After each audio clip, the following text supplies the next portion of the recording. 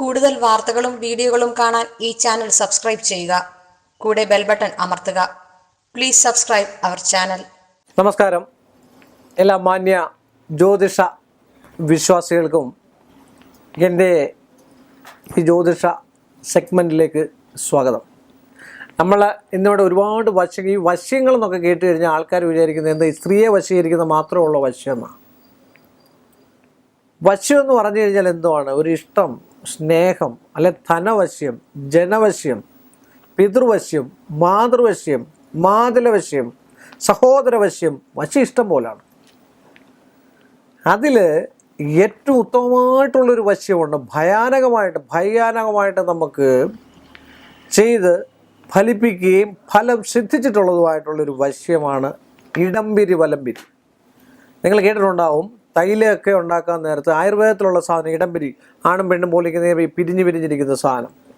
അതുപോലെ തന്നെ ഉണ്ട് കാട്ടിലെ എൻ്റെ ഇടയ്ക്കലെ ഒരു സ്ഥലം പറയുന്നതിന് കുഴപ്പമില്ല, കുമളി ഏരിയ എന്ന് പറയുന്ന ആ സ്ഥലത്തു നിന്ന് ഒരു പറ്റ ആൾക്കാരുണ്ടെങ്കിൽ ഒരു കുടുംബ പ്രശ്നത്തിന് വന്നപ്പോഴേ അവർക്ക് ഈ സാധനം അറിയാം. പലരും ഇങ്ങനെ പറഞ്ഞിട്ട് ഇണയാടി എന്ന് പറയുന്ന അല്ലെങ്കിൽ ഇയുഷി എന്ന് പറയുന്ന സാധനം ഉണ്ട്.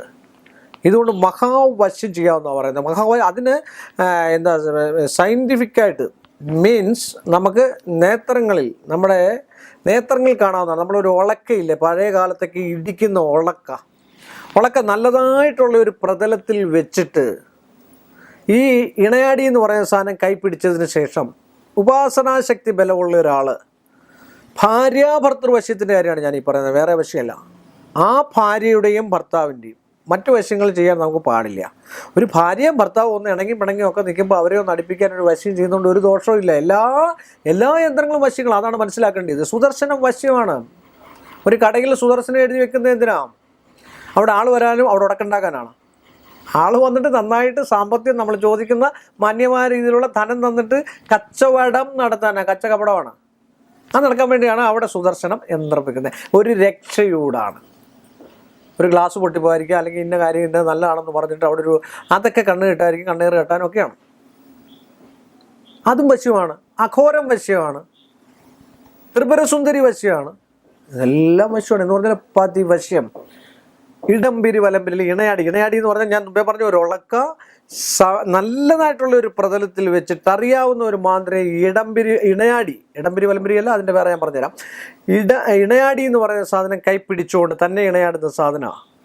അത് നല്ല കിണ്ടിയിൽ ഒരു വെള്ളം എടുത്തതിന് ശേഷം ആ സാധനം ഗംഗാജലമാക്കിയതിന് ശേഷം മന്ത്രം ജപിച്ച് ശുദ്ധി വരുത്തി പുണ്യാഹ രീതിയിലാക്കിയതിന് ശേഷം അതിൽ ഇണയാടി മുക്കിയതിന് ശേഷം ആ ഉളക്കയുടെ മേൽ ഇങ്ങനെ വെച്ചിട്ട് ആ നമ്മൾ ഉദ്ദേശിക്കുന്നതായിട്ടുള്ള രീതിയിൽ മന്ത്രം ജപിച്ച ഉളക്ക താനേ അണങ്ങും, അങ്ങോട്ടും ഇങ്ങോട്ടും പോകും. അത് സയൻറ്റിഫിക് ഒരു പച്ച മരുന്നാണ്, ആയുർവേദത്തിലുള്ള സാധനമാണ്. പക്ഷെ അതിൻ്റെ പവർ എന്താണ്? കയ്യിൽ ഇങ്ങനെ പിടിച്ചു കഴിയുമ്പോൾ ആണും പെണ്ണും ഉണ്ട്. ഇങ്ങനെ പിടിച്ചു കഴിയുമ്പോഴത്തേക്ക് കാട്ടിലൊക്കെ ഇഷ്ടം പോലെ, നമ്മുടെ തൊടിയിലൊക്കെ ഇഷ്ടം പോലെ ഉണ്ട് ആ സാധനം. ഈ നാരങ്ങയിലൊക്കെ പറയുന്ന വശ്യത്തിനേക്കാൾ ഏറ്റവും അത്യുത്തമം നാരങ്ങയിലൊക്കെ പറയുന്നത് വെച്ചാൽ പൊതുവായിട്ടുള്ള സാധനമാണ്. എഫക്റ്റീവ്നെസ് അല്ല കൂടുതൽ. വെച്ചാൽ അത് 90 ദിവസം കൊണ്ട് എഫക്റ്റ് ചെയ്യുമെങ്കിൽ ഇത് ചിലപ്പോൾ 59 ദിവസം കൊണ്ടോ അല്ലെങ്കിൽ 60 ദിവസം കൊണ്ടോ എഫക്റ്റ് ചെയ്യുക, അല്ലെങ്കിൽ 89 ദിവസം കൊണ്ട് എഫക്റ്റ് ചെയ്തെന്ന് വരും. ഈ സമയം മോശമാണല്ലോ ഭാര്യയും ഭർത്താവൊക്കെ പിരിഞ്ഞിരിക്കുന്നത്. അപ്പോൾ അവർ സമയം ശരിയാക്കാനുള്ള പരിഹാരം കൂടെ ചെയ്തിട്ട് വേണം ഇത് ചെയ്യാൻ, എന്നാലേ അടുക്കുകയുള്ളൂ.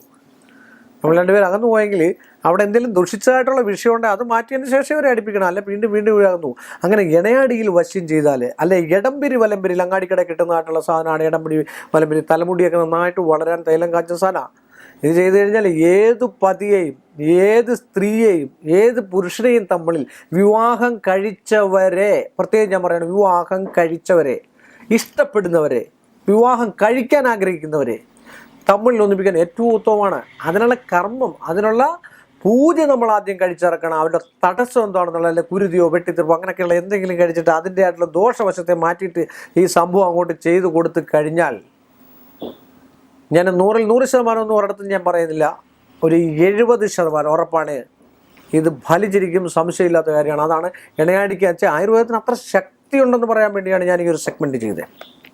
എന്നോട് ആ കുമളിയിൽ നിന്നുള്ള ആൾക്കാർ വന്ന് ഇത് എന്തിനു ഉപയോഗിക്കുന്നത് സാറേ ചോദിച്ചപ്പോൾ എൻ്റെ അറിവിൽ കിട്ടിയ, എൻ്റെ ചെവിത്തകമ്പിൽ കിട്ടിയ സാധനം, എൻ്റെ പാരമ്പര്യത്തിൽ നിന്ന് കിട്ടിയിരിക്കുന്നതായിട്ടുള്ള കാര്യം ഞാൻ അവരോട് പറഞ്ഞു കൊടുത്തു. ഇത് വശ്യത്തിന് വേണ്ടിയാണ്.